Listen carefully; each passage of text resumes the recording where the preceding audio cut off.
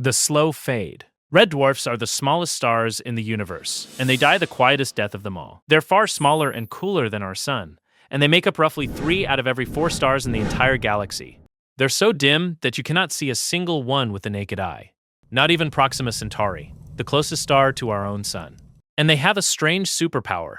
They barely burn at all. A red dwarf sips its fuel so slowly that it can keep shining for trillions of years, far, far longer than the current age of the entire universe. Which means something remarkable. Not a single red dwarf has ever died. Anywhere. Every one that has ever formed is still alive right now. But eventually, unimaginably far in the future, they'll run dry. And when they do, there's no explosion, no drama. A red dwarf simply cools, dims, and quietly fades to black, like the last ember at the bottom of a fire. It's the longest, slowest, gentlest death a star can have. And long after every other kind of star has burned out, red dwarfs will still be quietly glowing, the last lights left in an aging, darkening universe. But our own sun has something far stranger in store: the sun's fate. Our sun is a medium-weight star, and its death will be more dramatic and more beautiful than a quiet fade. In about 5 billion years, the sun will start to run low on hydrogen, and in response, it will do something terrifying. It will swell, ballooning outward into a red giant, hundreds of times its current size, swallowing Mercury, then Venus, and scorching the Earth to a blackened cinder. By then, our oceans will have long since boiled away, and whatever is left of our planet will be a dead, molten rock, if it isn't simply swallowed whole. But the sun won't explode. Instead, in its final act, it will gently puff its outer layers off into space, casting a glowing, colorful shell across light years. A structure called a planetary nebula. Some of the most beautiful objects in the entire sky are exactly this: stars caught in the act of dying. And at the center, left behind, is the sun's true corpse, a white dwarf. An object the size of the Earth, holding nearly half the mass of the sun, so dense that a single teaspoon of it would weigh several tons. That white dwarf will sit there, slowly cooling for trillions of years, until eventually it fades into a cold, dark cinder called a black dwarf. A burnt-out husk, effectively invisible. The universe isn't even old enough for a single one to exist yet. That's the quiet path. Now things start to get violent. The thief's detonation. Sometimes a white dwarf doesn't get to die in peace. If that dead stellar core has a living companion star orbiting close by, it can begin to feed, stealing gas from its neighbor, pulling it down onto its own surface, growing heavier and heavier. And a white dwarf has a hard limit. Pile on too much mass, about 1.5 times the mass of the sun, and it can no longer hold itself up. In a single runaway instant, a thermonuclear explosion rips through the entire star, and it detonates with such force that it is completely, utterly obliterated. Nothing is left behind. No corpse, no remnant. Just an expanding cloud of debris. This is a Type 1a supernova, and it's so consistent, so reliably the same brightness every single time that astronomers use these explosions as cosmic measure, mapping the size and the expansion of the entire universe with them. The death of one stolen star, helping us measure everything, but the biggest explosions don't come from theft. They come from giants, the giant supernova. For the true heavyweight stars, those at least 8 times the mass of our sun, death is cataclysmic. These giants burn through their fuel furiously, fusing hydrogen into helium, helium into carbon, and on up the ladder, heavier and heavier, until the core fills with iron, and iron is the end of the road. Fusing iron doesn't release energy, it absorbs it.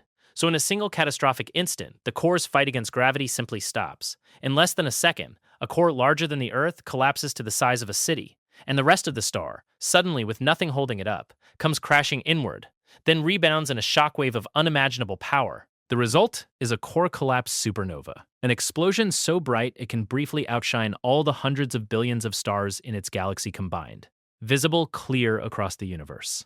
And we've watched it happen. In the year 1054, a star detonated so violently that astronomers recorded a brilliant new light in the sky, bright enough to be seen in broad daylight for weeks. What it left behind, we now call the Crab Nebula, the glowing wreckage of a star that died nearly 1,000 years ago. Betelgeuse, that bright red shoulder of the constellation Orion, is another of these doomed giants. It could detonate any time in the next 100,000 years, and when it does, it'll blaze so brightly, it'll be visible in broad daylight. From this distance, it couldn't harm us, but for months, Earth would have 2 suns, the real one by day, and a dying giant bright enough to cast shadows at night. And in that explosion, something extraordinary happens. The heat forges heavy elements and scatters them into space. Hold on to that. It matters more than anything else here. The corpse left behind. A core collapse supernova blows the outer star apart, but at the very center, it leaves something behind, and it's one of the strangest objects in all of existence.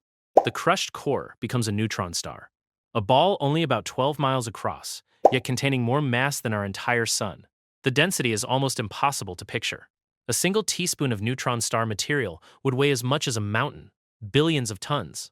Some of them spin hundreds of times every second, sweeping beams of radiation across space like a lighthouse. Those we call pulsars.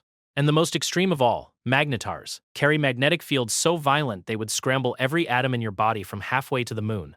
And when two of these neutron stars find each other and collide, they erupt in a kilonova, a blast so extreme it forges gold, platinum, and the heaviest elements in existence, and flings them out across space. The gold in the ring on your finger was almost certainly born in a collision like that. It's a corpse, but it's a corpse that's still one of the most powerful objects in the universe. And yet, not every dying giant leaves even this much behind: the vanishing. This might be the eeriest death of them all. Astronomers used to expect every massive star to end in a brilliant supernova, but then they watched something they couldn't explain. A giant star, many times the mass of the sun, brightened slightly, and then simply vanished. No explosion, no flash. It was there, and then it was gone.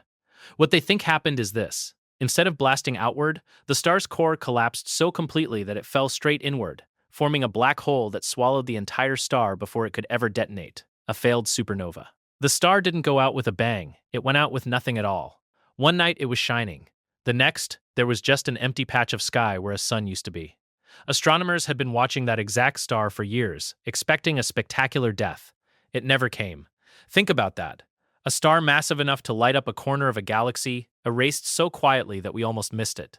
The universe doesn't always announce a death, but when it wants to announce one, it does so louder than anything else in creation. The brightest death. The most extreme massive stars don't just explode. They unleash the single most violent events in the universe since the Big Bang itself. When an enormous, fast-spinning star collapses, it can produce a hypernova, an explosion many times more powerful than an ordinary supernova. And as its core caves into a black hole, it fires two narrow beams of gamma radiation straight out from its poles, punching across billions of light-years of space. A gamma-ray burst. For just a few seconds, one gamma-ray burst can release more energy than our sun will produce in its entire 10 billion-year lifetime. They are the brightest explosions in all of existence. And the energy isn't spread out in every direction, it's focused into a tight beam, which is exactly why a single burst can be seen from the ocean top, Earth side of the universe. And they aren't just spectacular, they're dangerous. If one of those beams were aimed at Earth from somewhere in our galaxy, it could strip away our ozone layer and trigger a mass extinction from thousands of light years away. Some scientists suspect one may have already done exactly that, long ago in our planet's history. But even a gamma-ray burst leaves a black hole behind.